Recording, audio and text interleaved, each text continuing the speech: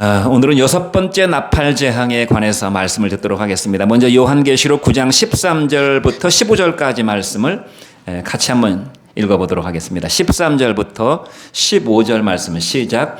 여섯째 천사가 나팔을 불매 내가 들으니 하나님 앞 금제단 네 뿔에서 한 음성이 나서 나팔 가진 여섯째 천사에게 말하기를 큰 강 유브라데에 결박한 네 천사를 놓아주라 하매 네 천사가 놓였으니 그들은 그 년 월 일시에 이르라.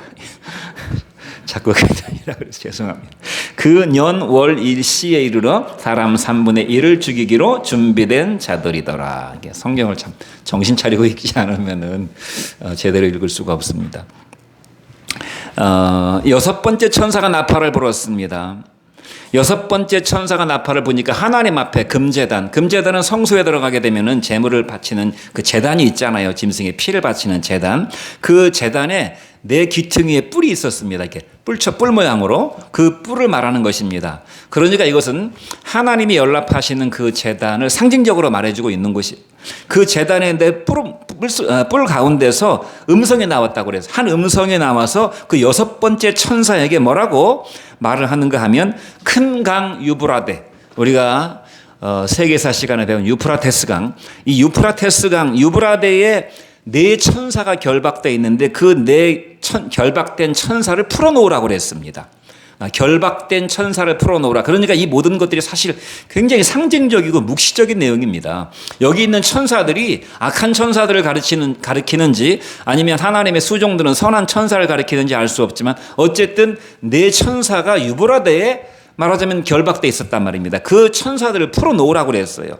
이것은 뭘 의미하는가 하면 이 천사들이 결박에서 풀려짐으로써 어마어마한 마지막 인류 최후의 전쟁인 3차 대전 후에 4차 대전이 또 있을지 모르겠지만 어쨌든 인류 예수님이 오시기 전에 마지막 전 세계적으로 치르게 되는 소위 아마겟돈 전쟁이 일어나게 됩니다.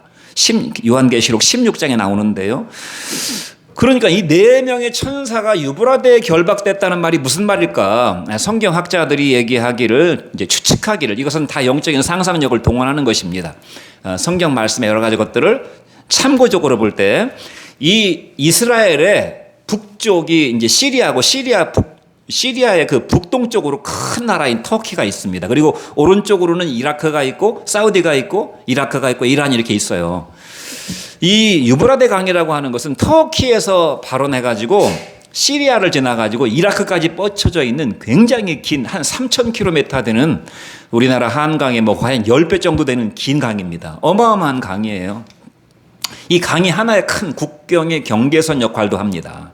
그러니까 마지막에 이 강에 천사들을 풀어놓으란 말은 이 강이 전쟁을 억제하는 역할도 하고 있단 말입니다. 큰 강에 가려놓여져 있기 때문에. 그런데 학자들은 이 강이 마를 것이다, 수량이 줄어들어서 이 강이 마를 것이다라고 예측하고 있고, 실제로 그 유브라데 강의 수량이 점점 줄어들고 있다고 그럽니다. 그러면 이제 강이 육지처럼 변해버리는 것이에요. 만약에 우리나라도 한강다리 다 끊어져 버리면 그 인민군이 쉽게 넘어올 수 있습니까? 넘어오기 어렵죠. 그것처럼 강이라고 하는 것은 큰 하나의 억제제 역할을 하는 것인데, 이 유브라데 강의 결박 천사들을 풀어놓으라는 것은 이 유브라데 강에 어떤 강의 형세의 변화가 있을 것이다라고 영적인 추측을 한다 그 말입니다. 이 결박 천사 4명의 천사가 유브라데 강에서 풀어지게 됨으로써 아마겟돈 전쟁이 일어나게 되는데, 말하자면 이것도 하나님이 전쟁을 부추기시는가? 하나님이 전쟁을 부추기실 리가 없죠. 전쟁하려고 하는 인간의 마음을 하나님께서 억제하셨다가 말하자면 이 큰 댐의 수문을 열어놓으시게 되는 것입니다. 이 모든 인간의 죄성들은 하나님께서 조장하시는 것이 아니라 하나님이 억제하고 있습니다. 그러나 그 죄성을 완전히 말살시킬 수는 없어요. 인간의 자유의지가 있기 때문에. 그러나 하나님이 어느 정도 억제하시니까 요만한 사람들이 그래도 도덕과 윤리를 지키고 상식을 지켜서 살아가는 형국이 되는데, 이것이 이 인간의 욕망들이 이런 법과 제도나 윤리가 이런 것들이 다 깨져나가게 되고 신앙이 깨져나가게 되면은 본물 터지듯이 수문이 열려지게 되는 것입니다. 마귀가 활동하는 것도, 마귀도 하나님의 어떤 제한적인 허용 안에서 활동하게 되는 것인데 그 활동이 자유롭게 되는 것이다 그 말입니다. 그다음에 그렇게 하니까 어떤 일이 벌어지게 됩니까? 요한계시록 9장 16절부터 18절까지 말씀을 같이 한번 읽어보겠습니다. 시작. 마병대의 수는 2만만이니 내가 그들의 수를 들었노라. 이 같은 환상 가운데 그 말들과 그 위에 탄 자들을 보니 불빛과 자줏빛과 유황빛 호심경이 있고 또 그 말들의 머리에는 사자머리 같고 그 입에는 불과 연기와 유황이 나오더라. 이 세 재앙 곧 그들의 입에서 나오는 불과 연기와 유황으로 말미암아 사람 3분의 1이 죽임을 당했다고 그래서 이 사람 3분의 1이 죽임을 당했다고 하는 것은 지난번에 우리가 5번째 나팔인가에서도 우리가 보았습니다. 3분의 1이 죽임당한다는 것은 그러니까 이런 재앙들이 상당히 중첩되면서 심화되면서 또 다른 각도에서 보여주고 있다 하는 것을 보여주는 것입니다. 어쨌든 최후의 아마겟돈 전쟁이 요한계시록 16장에 또 묘사가 되는데 이 네 천사가 결박에서 풀려남으로써 그러면 거기서 도대체 무슨 세계 3차 대전이 일어난단 말인가? 여러분 전 세계에서 가장 핫한 이 화약권은 어디냐면 중동입니다. 중동이 어디에서 전쟁을 합니까? 이스라엘과의 중동 전쟁이에요. 그러니까 마지막 때에 일어나게 될 전쟁은 거의 확실시되는 게 이스라엘과 반이스라엘의 3차 대전이 일어나게 될 것이다 하는 것입니다. 참 이것도 희한한 일인데요. 그 나라가 뭐 대단한 나라라고 그 나라 때문에 전 세계가 전쟁을 한단 말인가? 그런데 하나님께서 그렇게 시나리오를 써 놓으셨어요. 여러분 유대가 이스라엘 백성들이 완전히 그 바벨론에 의해서 멸망했고 500~600년 멸망한 민족으로 살고 막 포로로 잡혀가서 살다가 예수님 당시에 조금 모여 살던 그 유대의 그 정착민들이 다시 로마의 침공으로 예수님을 십자가에 못 박아 죽인 죄로 그 죄를 우리한테 돌려라. 자신만만하게 그랬잖아요, 그들이. 그러니까 하나님께서 그들을 심판하셔서 AD 70년에 다시 한번 또 그나마 거기 살고 있던 유대인들이 박살이 납니다. 그래서 전 세계로 뿔뿔이 흩어졌어요. 그래서 이스라엘이라고 하는 나라는 역사에서 자취를 감췄습니다. 그 종족인 유대인이라고 하는 종족은 남아 있었지만 그런데 2000년 동안 나라 없이 떠돌던 수도 많지도 않고 뭐 내세울 것도 없는 유대인들이 1948년에 갑자기 자기네 나라 본토로 다시 들어가서 나라를 세웠습니다. 이것은 하나님의 섭리가 아니고서는 이런 일이 일어날 수가 없고 그 나라도 우리나라 강원도만한 쬐끄만 나라고 인구도 1000만 명도 안 되는 조그만 민족이고 유독 거기만 또 석유도 안 나요. 이 이스라엘만. 다른 나라들은 다 석유가 나는데 그것도 희한한 노릇이잖아요. 그런데 이스라엘이라고 하는 나라 주변에 16억의 회교 국가가 있습니다. 16억. 터키부터 시작해가지고 시리아, 리비아 뭐 해가지고 아프리카의 그쪽도 이집트도 그렇고 이 서남아시아 쪽까지 그다음에 저 중앙아시아인 옛날 그 러시아, 소련의 그 연방 국가들 뭐 투르크메니스탄 이런 나라들이 전부 다 회교입니다. 그 인구가 16억 명이에요. 16억 명. 16억 명이 그 1000만도 안 되는 이스라엘 그 못 먹겠습니까? 그런데 못 먹고 있잖아요. 오히려 전쟁했다가 계속 패하고 있잖아요. 그것도 희한한 노릇 아닙니까? 그러니까 우리가 역사의 시계를 볼 때 이 마지막 인류 역사가 흘러가는 시계를 볼 때 이스라엘을 잘 봐야 되는 것입니다. 하나님이 희한하게도 미국이라고 하는 가장 강대한 나라를 유대인들이 좌우하게끔 만들어 놓으셨어요. 이 시스템 구조가. 그러니까 유대인들을 무시하고는 미국의 대통령으로 당선되기 어렵습니다. 희한한 구조잖아요. 어떻게 이런 일이 있을 수가 있는가? 그래서 이 회교도들이 이스라엘을 잡아먹으려고 막 눈에 가시지요. 그런데 쉽게 못 잡아먹잖아요. 또 공산주의 국가도 유대인들을 싫어합니다. 러시아, 중국도 전부 이 아랍 편이지 이스라엘 편을 들지 않아요. 그러니까 전쟁이 일어나게 되면 지금 전쟁 계속되고 있잖아요. 하마스와 전쟁이 있었고 헤즈볼라와의 전쟁이 있었고 레바논이나 그다음에 어디입니까? 이 이란 같은 나라들이 이스라엘을 잡아먹고 싶은데 지금 못 잡아먹는 거잖아요. 이 미국 때문에. 전쟁이 일어나게 되면 언젠가 이 도화선이 터져가지고 전쟁이 일어나게 되면 이스라엘을 지지하는 미국과 서방 세계와 기독교 세계들과 공산주의 계통의 나라들과 16억 명의 회교도들 간에 전 세계 모든 나라들이 전쟁에 휘말리게 되는 이런 전쟁이 일어나게 될 것이라고 많은 성경학자들이 얘기하고 있어요. 요한계시록 6장 4절에 붉은 말이 나왔다고 그랬죠. 붉은 말이 나와서 화평을 재버린다고 그랬잖아요. 그러니까 개인과 개인 사이에게도 사람들 마음속에도 화평이 줄어들으니까 날카롭고 예민하고 이기적이고 부부싸움에서 이혼하고 결혼도 안 하고 아주 날카롭습니다. 사람 마음이. 이런 날카로운 마음들이 모이고 집단을 이루게 되면 어마어마한 전쟁을 이루게 되는 것이죠. 서로 죽고 죽이는 큰 칼에 사륙이 있을 것이라고 요한계시록 6장 4절에서 우리가 이미 살펴보았습니다. 그런데 그 전쟁의 규모가 어느 정도냐면 2만만의 군대가 모인다고 그랬는데 2만만은 2억 명입니다. 2억 명. 그런데 이 2만만이라고 하는 숫자가 진짜로 2억 명의 군대가 그 중동에서 모여서 싸우게 되는 것인지 혹은 2만이라고 하는 수는 굉장히 큰, 그러니까 2만만이라고 했으니까 왜 2억이라고 하지 않고 2만만이라고 했을까? 좀 이상하잖아요. 우리가 쓰지도 않은 2만만이라는 표현을 썼는데 고대 사람들은 그렇게 억 단위의 이런 전쟁을 잘 생각할 수가 없었던 것이에요. 이 억명이 모여서. 그러니까 어마어마한 군대가 치르는 전쟁을 본 적이 없어요. 그런데 사도 요한은 반모섬에서, 사도 요한이 무슨 역사학자도 아니고 전쟁 무슨 사가도 아니고 무식한 사도 요한 아닙니까? 갈릴리 바다에서 물고기 잡아먹던 이 무식한 사도였던 이 어부였던 요한이 계시를 받는데 이런 어마어마한 자기 생전에 들어보지도 못한 전쟁이 일어나게 되는 것을 환상으로 보았다는 것입니다. 그러니까 이것은 요한의 머리에서 나온, 상상에서 나온 그런 전쟁이 아니에요. 이 재앙에 3분의 1이 죽었다고 그랬어요. 이 전쟁으로 3분의 1의 이 지구상의 인구들이 죽어나갑니다. 그리고 3분의 2가 살아남았는데 그들은 어떻게 되는가? 요한계시록 9장 20절. 이 중요한 것은 이 이후에 나오는 이야기들입니다. 요한계시록 9장 20절 말씀을 같이 한번 읽어보겠습니다. 큰 소리로 시작.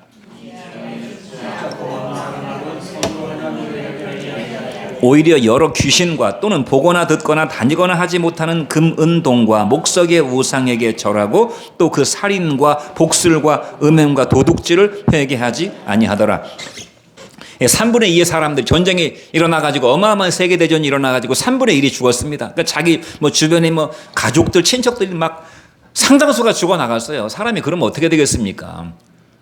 그러면 겸손해져가지고 두려워져가지고 이 세상에 소망이 없구나. 하나님께 마음이 열려져가지고 가난해서 예수님을 영접해야 되는데 3분의 2의 사람들이 오히려 회개하지 아니하고 손으로 죄를 행했다고 그랬어요. 손으로 죄를 행했다는 것은 이게 아주 의식적이고 의도적이라 그 말입니다. 우리가 무슨 일을 할 때 야 빨리 손을 좀 써봐 그러잖아요.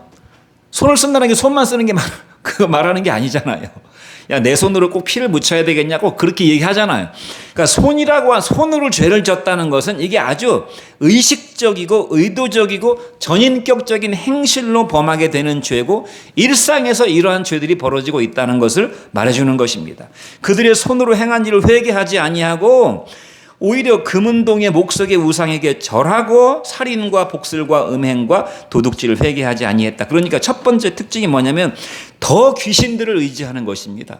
귀신들을 더 의지하고 우상을 더 의지하게 되는 것이에요. 우상을. 여러분 우리나라 예를 한번 들어볼게요. 제가 예전에도 몇 번 말씀드린 적이 우리나라에 무당과 점쟁이, 역술인, 사주 관상 보는 사람들 있잖아요. 몇 자리 알아보고 하는 이런 역술인들, 무당, 점쟁이, 역술인들이 온라인상과 오프라인상에서 굉장히 활발하게 활동하고 있는데 이 무당, 점쟁이, 목사들은 욕을 많이 먹어도 무당, 점쟁이들은 욕을 안 먹습니다. 무당, 점쟁이 욕하는 그런 인터넷에 댓글은 없어요. 목사들은 욕을 바가지로 얻어먹지만 그것도 희한한 노릇이잖아요. 이 무당, 점쟁이들의 숫자가 몇 명쯤 된다고 생각하십니까? 대한민국에. 어마어마합니다. 2022년도에 이 무속인의 숫자가 100만 명입니다. 100만 명. 그런데 2년 지나 올해 2024년도에는 110만 명으로 10%가 상승했어요. 그러면 목사님들 옛날에 교회 많다고 교회 비판하는 사람들이 교회가 너무 많다 그냥 맨 십자가 탑이다 그러면서 교회가 많은 거에 대해서 아주 못마땅한 그런 말을 하던 사람들이 이제 목사가 엄청나게 많은 줄 알지만 목사는 몇 명쯤 된다고 생각하십니까? 2018년 기준인데요. 목사님들은 10만 명에서 한 12만 명 정도 될 것이다. 그런데 갈수록 목사님들의 숫자가 줄어들어요. 요즘은 교회 개척하는 교회들이 별로 없죠. 옛날에는 개척교회들이 무지 많았습니다. 신학교에도 인원들이, 정원들이 줄어들고 있어요. 그러니까 목사님들의 숫자는 굉장히 이렇게 줄어들고 있는데 10만 명 남짓입니다. 무당과 점쟁이, 역술인들이 목사님들보다 10배 이상 많아요. 그 다음에 이단 사이비들이 얼마나 많이, 교회는 부흥하지 못하고 교회는 점점 쇠퇴하는데 신천지 교회는 어마어마하게 부흥합니다. 신천지, 하나님의 교회. 그 다음에 예전에 유병언니가 뭐 죽어가지고 조금은 세월호 사건 때문에 조금 하긴 했지만 구원파도 여전히 득세하고 있습니다. 그 다음에 그 구원파 계열에 말하자면 무슨 신천지나 뭐 하나님의 교회나 그러면 거기서 파생되는 많은 아류들이 있어요. 말하자면 분점을 차리는 것이에요. 분점. 지점에서 배워가지고 나도 한번 써먹어봐야 되겠다 해가지고 분점을 차리는데 그 아류들의 구원파 아류들이 굉장히 많고 문선명이가 죽었다고 하지만 통일교도 여전히 발흥하고 있고요. 뭐 JMS 여전히 활동하고 있어. 어마어마하게 활동하고 있고 예전에 무슨 이재룡 목사님이니 이런 분들 그 밑에 우리가 다 모르는 아주 노골적인 이단 사이비는 아니라 할지라도 준 이단 사이비들이 굉장히 많이 활동하고 있어요. 근데 그들의 특징은 무엇입니까? 이단 사이비들은 열심히 있어요. 그냥 재산 다 갖다 바쳐가면서 부모고 형제고 몰라보고 그냥 거기다 올인한다 이 말입니다. 이단 사이비들은. 교회 다니는 사람 중에는 그런 사람이 뭐 얼마나 있습니까? 이것도 희한한 노릇이. 그 다음에 그럼 우리는 나는 뭐 무당이나 점쟁이 찾아가진 않잖아. 무당 점쟁이 찾아가는 사람이 뭐 얼마나 되겠어. 또는 뭐 이단교회 다니는 사람이 그래도 얼마나 되겠어. 나는 뭐 우상숭배는 안 하고 귀신 뭐 이런 거 나는 별 관심 없는데 그러면서 자기는 관심이 없는 것처럼 말할지 모르겠지만 우상이라고 하는 것이 무엇입니까? 하나님이 아닌 것을 하나님처럼 섬기는 것이 우상입니다. 그러니까 하나님이 아닌 것이 자기 마음의 중심에 들어와 있는 것들은 다 우상이에요. 그것들에 복종하는 인생을 살게 되니까. 그것이 무엇입니까? 현대인의 3대 우상, 돈과 쾌락과 자기 자신입니다. 돈을 사랑하고 자기를 사랑하고 쾌락을 사랑한다고 그랬잖아요. 이것이 우상 숭배예요. 그래서 성경은 뭐라고 말씀하고 있습니까?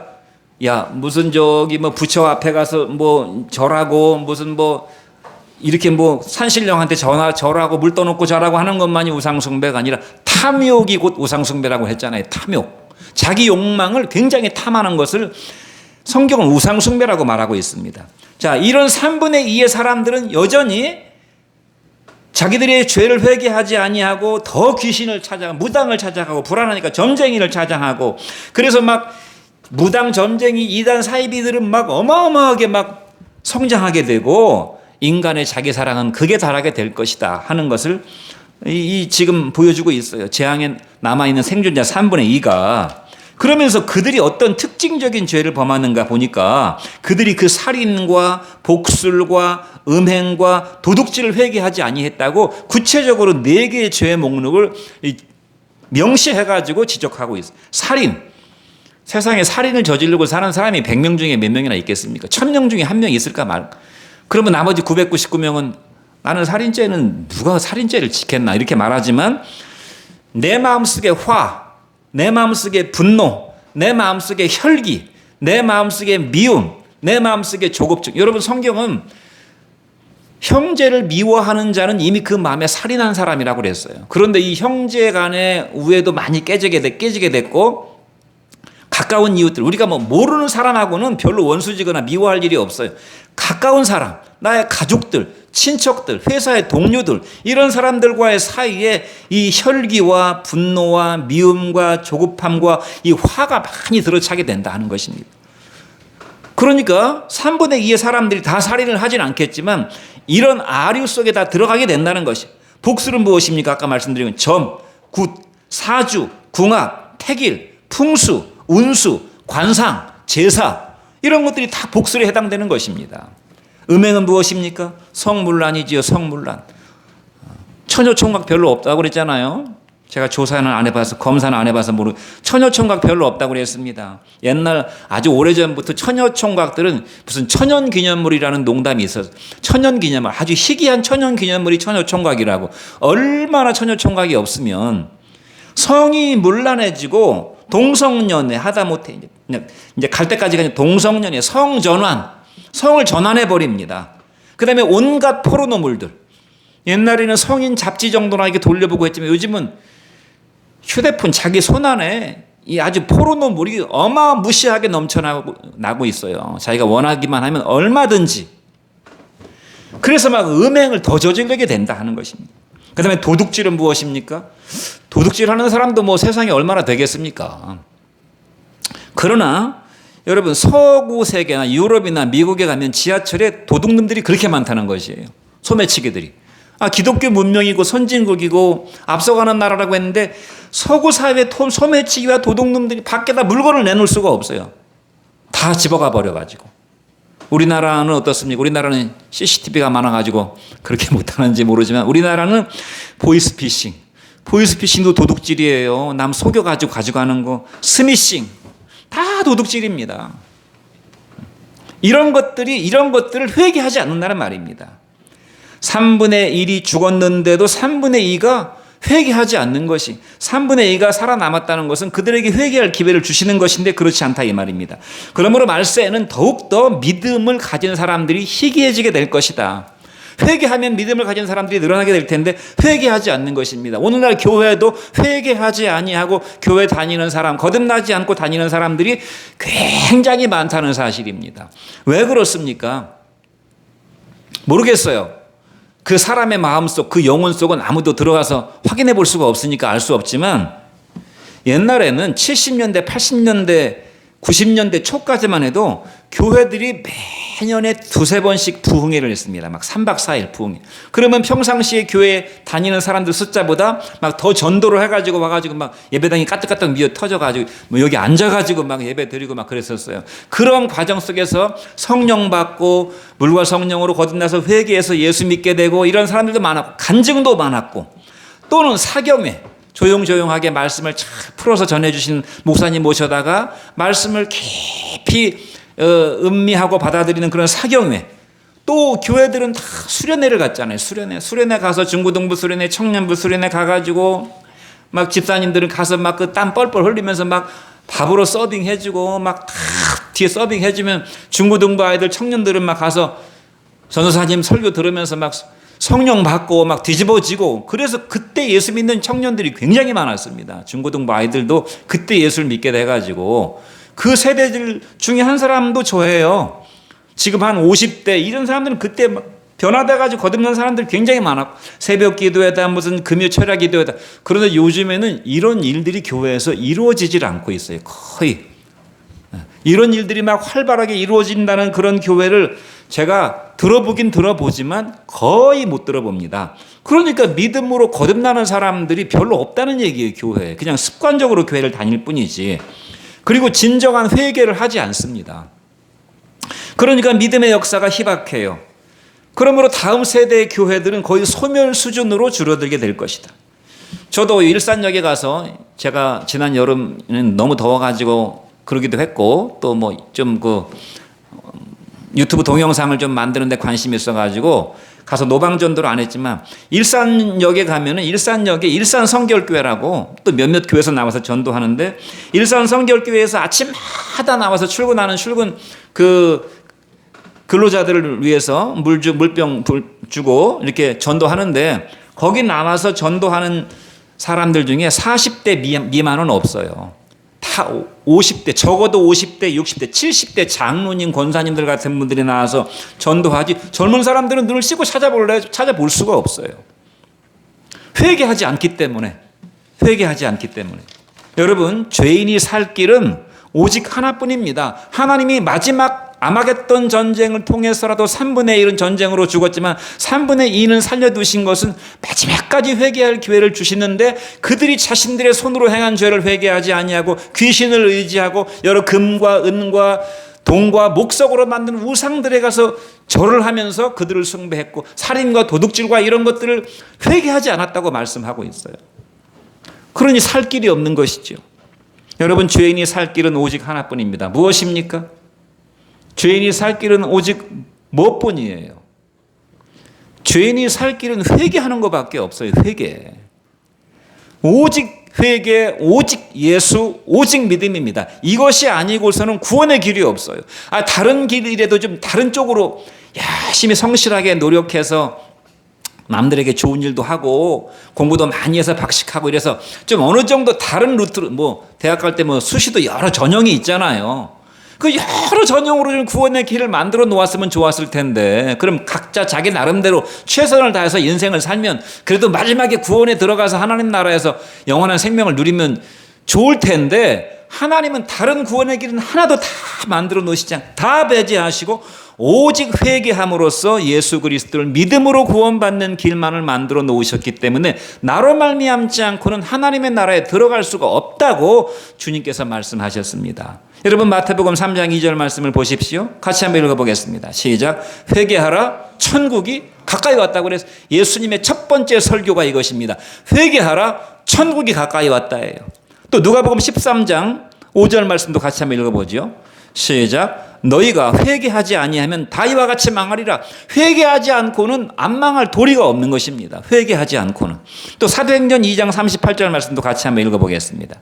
시작. 베드로가 이르되 너희가 회개하여 각각 예수 그리스도의 이름으로 세례를 받고 죄사함을 받으라. 그리하면 성령을 선물로 받을 것이라고 그래. 너희가 회개해서 각각 예수 그리스도의 이름으로 세례를 받으란 말은 예수 그리스도를 영접하란 말입니다. 회개해서 예수님을 영접하면 그래서 온전히 예수로 살고 예수로 죽는 이 세례라는 것이 죽었다가 사는 걸 말하는 것이에요. 세례의 첫 번째 단계는 물속에 들어가는 것이죠.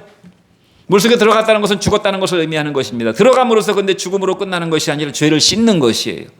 내가 실제로 죽는 건 아니지만 하나의 퍼포먼스를 그렇게 신앙 고백으로 하는 것이, 내가 물속에 들어갔다는 것은 내가 죽음으로써 내가 물로 다 회개함으로 내 죄를 씻었고 다시 물속에서 올라옴으로써 부활하게 되는 것을 상징적으로 보여주는 것이 세례입니다. 그러므로 예수 그리스도로 죽고 예수와 함께 죽고 예수와 함께 부활함으로 세례를 받음으로 죄사함을 받으라. 그러면 성령을 하나님께서 너희들에게 부어주실 것이다. 성령 충만한 그리스도인, 예수를 나타내는 그리스도인으로 살게 될 것이라고 말씀하셨어요. 많은 사람들이 성령이 충만하지 못한 이유는 이러한 회개의 과정을 제대로 고치지 않았기 때문에 그렇다는 것입니다. 그러므로 너희는 성령을 좇아 향하라. 그리하면 육체의 욕심을 이루지 않을 것이라고 그랬으니까 성령의 내비게이션에 그 가이드를 받게 되는 것입니다. 우리가 모르는 길도 내비게이션 따라가면 쉽게 찾아갈 수 있잖아요. 우리가 우리 인생길을 다 알 수가 없어요. 어떤 일을 만나게 될지, 어떤 상황을 닥치게 될지, 많은 나를 유혹하는 것들이 있고 많은 메시지들이 끊임없이 우리 귀에 들려오기 때문에, 그러나 성령을 좇아 행하게 되면은, 성령의 내비게이션이 따라오라고 하는 대로 따라가게 되면은 육체의 욕망을 이루지 아니하게 될 것이라고 성경이 말씀하고 있습니다. 그러므로 회개가 우선이라면 오직 회개뿐이에요. 제가 지지난주인가 여러분들에게 여러분 회개하셨습니까? 라고 제가 여쭤봤잖아요. 이런 질문이 어떻게 보면 굉장히 도전적이고 좀 공격적인 질문처럼 들릴 수 있는데 이것이 가장 핵심적인 것이기 때문에 그렇습니다. 회개했는가? 여러분 스스로에게 한번 자문해 보세요. 나는 진정 회개한 거듭난 그리스도인인가? 한번 자문해 보란 말이에요. 너희가 회개치 아니면 너희도 다 이와 같이 망할 것이라고 그랬어요. 그러면 도대체 뭐를 잘못했다고 회개해야 회개인가? 회개하라는 것은 뭔가 잘못을 반성하라는 얘기처럼 들리는데, 회개는 여러분 우리가 회개하지 않으면 지옥 간다고 그러잖아요. 아니 도대체 무슨 잘못을 저질렀길래 영원히 나올 수 없는 지옥에 간단 말인가? 이 세상에서 행동으로 죄를 져도 한 5년 살고 10년 살고 무기징역을 살아도 죽으면 끝나는 것인데 죽어도 끝나지 않는 그런 형벌을 받게 된다는 말인가?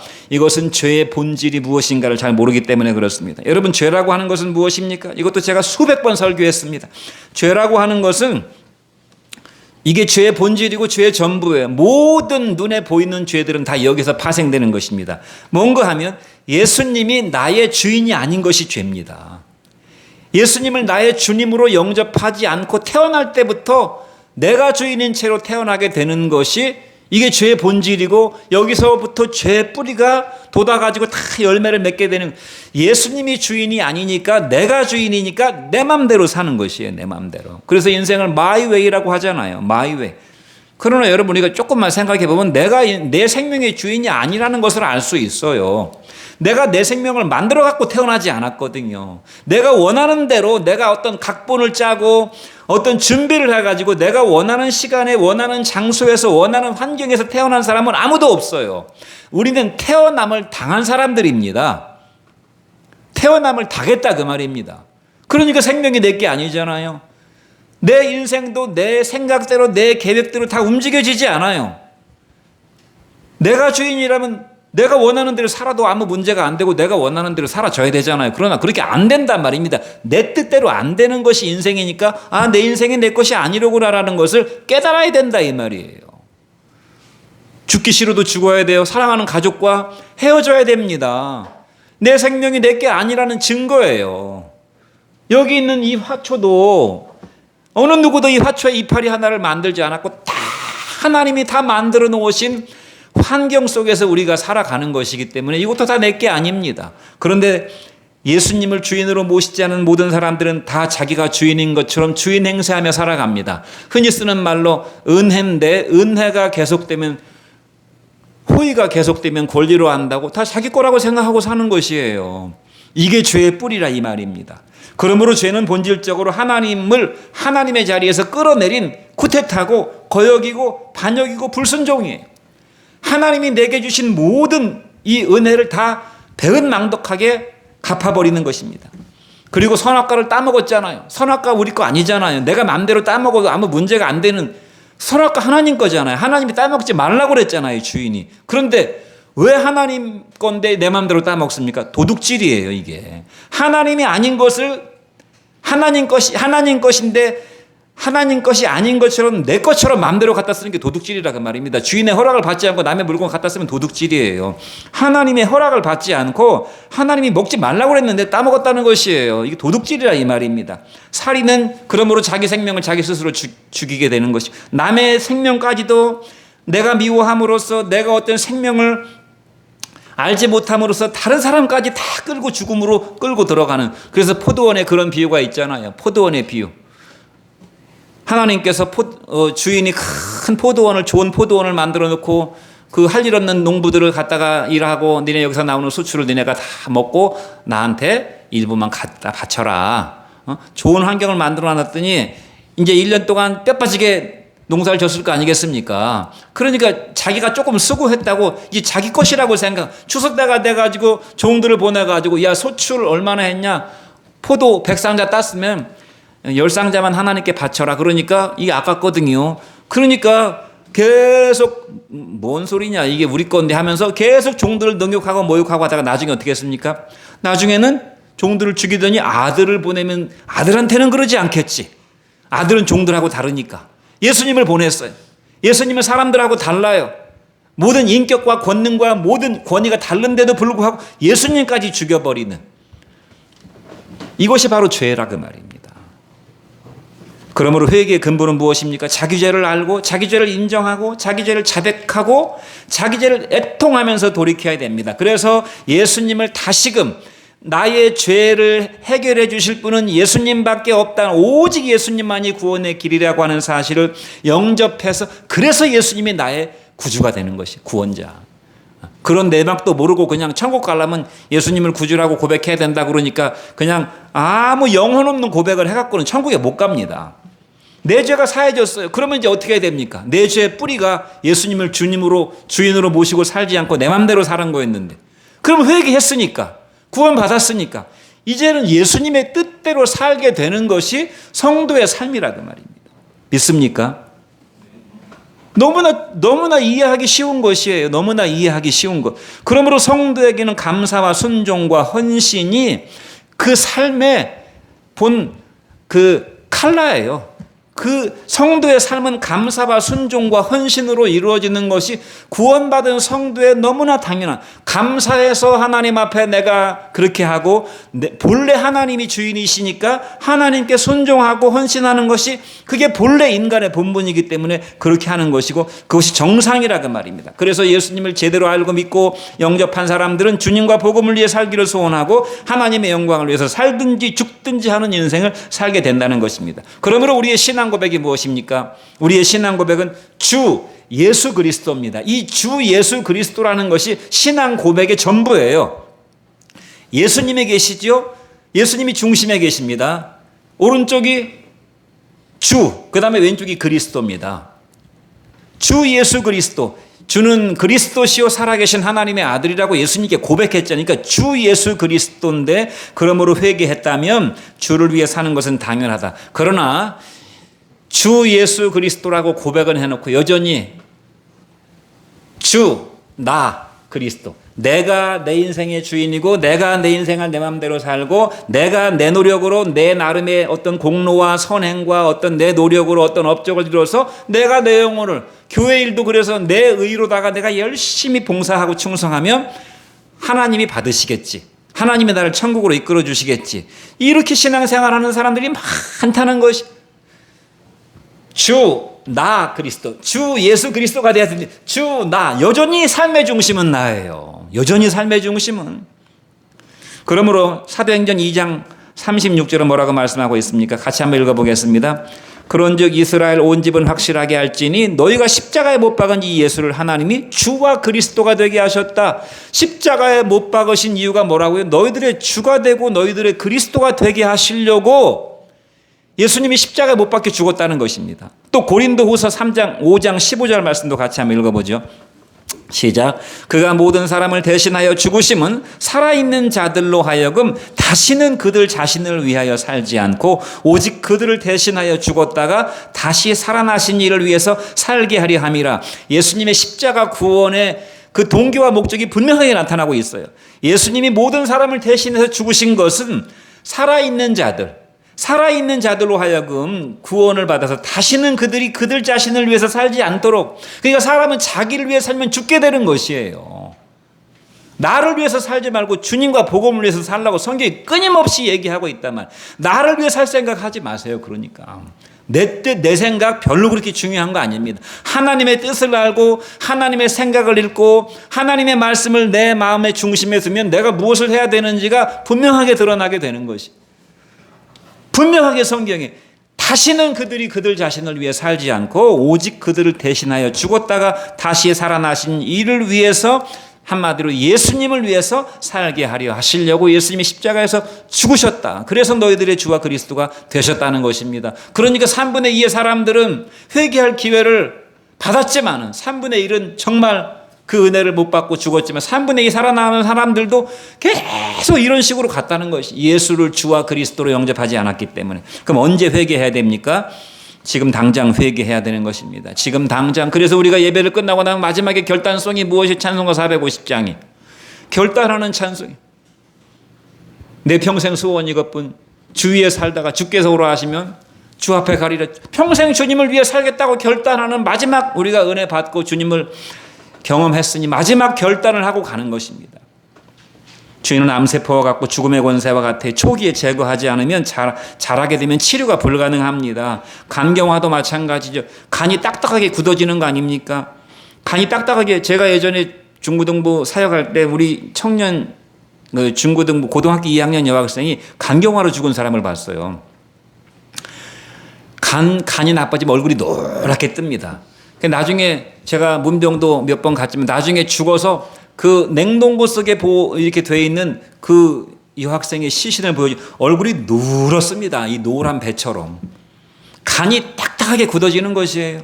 심령도, 우리의 심령도 하나님 말씀을 듣고 내가 깨닫고 그렇게 해야 되는데 하고 내 마음속에 조금이라도 깨달음이 있을 때 하나님의 은혜를 받아야지, 그렇지 않으면 심령이 계속 경화됩니다. 심령이 경화되면 물욕과 음욕과 탐욕과 거짓과 자기 사랑과 각종 죄들이 암덩어리처럼 자라가지고 나중에는 손을 쓸 수가 없어요. 그러므로 성경은 욕심이 잉태한 즉 죄를 낳고 죄가 장성한 즉 사망을 낳을 것이라고 그랬어요.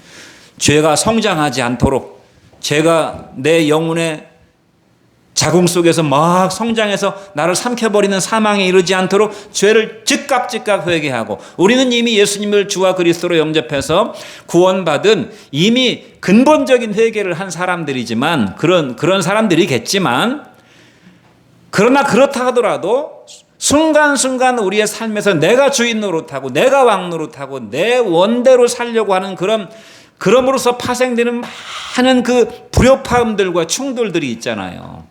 사람이 자기 원하는 대로 살려고 그러면 반드시 주변 사람들과 충돌하게 돼 있습니다. 그러니까 그것도 참 금방 알 수 있는데 사람들은 다 자기 뜻을 이루려고 하는 것이에요. 다른 사람 뜻을 좀, 그래 네 말이 더 맞다. 그게 그 사람이 정말 말도 안 되는 그 죄악된 길로 가려고 하니, 그래 알았어 내가 양보하고, 그래, 이렇게 그 사람을 배려하고 그 사람을 세워주고 그 사람의 마음을 사서 정말 하나님의 진리를 전해주는 방식으로 가야 되는데 그냥 내 뜻을 이루려고 내 생각을 막 주장하고 그렇게 되면 사망이 이르게 된다는 것입니다. 마지막으로 히브리서 3장 13절 말씀을 읽고 마치겠습니다. 시작. 오직 오늘이라 일컫는 동안에 매일 피차 권면하여 너희 중에 누구든지 죄의 유혹으로 완고하게 되지 않도록 하라. 그러니까 매일매일 하나님의 말씀으로 권면을 받되 나만 권면받지 말고 상대방 사랑하는 사람에게도 정말 사랑하는 예수님 마음으로 권면을 잘해서 누구든지 우리 교회 안에 있는 성도들이 죄의 유혹을 자꾸 받고 그 죄의 유혹을 즐기다 보니까 심령이 딱딱해져 가지고 완고하게 되지 않도록 주의하라. 왜 그렇습니까? 심령이 완고해지면 회개를 안 합니다. 오히려 반발합니다. 심령이 완고해지면 목사님이 회개하는 설교하면 반발하고 교회 나가거나 안 나옵니다. 그리고 목사님을 공격하거나 이게 누구나 그 죄의 본성이 그래요. 심령이 완고해지면 심령이 딱딱해지면 인간관계도 다 굉장히 날카롭고 반발적. 이 심령이 부드럽다는 것은 어느 정도 완충 역할을 할 수 있다는 얘기잖아요. 이 부드러워야 완충, 충격을 잘 흡수하거든요. 근데 심령이 완고해지게 되면 그러니까 정말 옳은 가치관이 아니면 자기 색깔이 너무나 강한 사람들은 그 심령이 좀 완고한 것이에요. 정말 내가 이건 양보할 수 없고 이건 내가 포기할 수 없는 것은 목에 칼이더라도 지켜야 되겠지만 별것도 아닌데 굉장히 자기 색깔이 강한 사람들 있잖아요. 자기 고집 피우고 나는 지고는 못 살아 하는 사람들 참 어리석은 사람인 것입니다. 사랑하는 성도 여러분, 우리가 회개치 않는 3분의 2의 어리석은 자들이 아니라 하나님 앞에 우리는 진작에 회개하고 하나님의 생명을 이 땅에서 누리고 생명줄을 던져줄 수 있는 저와 여러분 되기를 주의 이름으로 축원드립니다. 기도하겠습니다.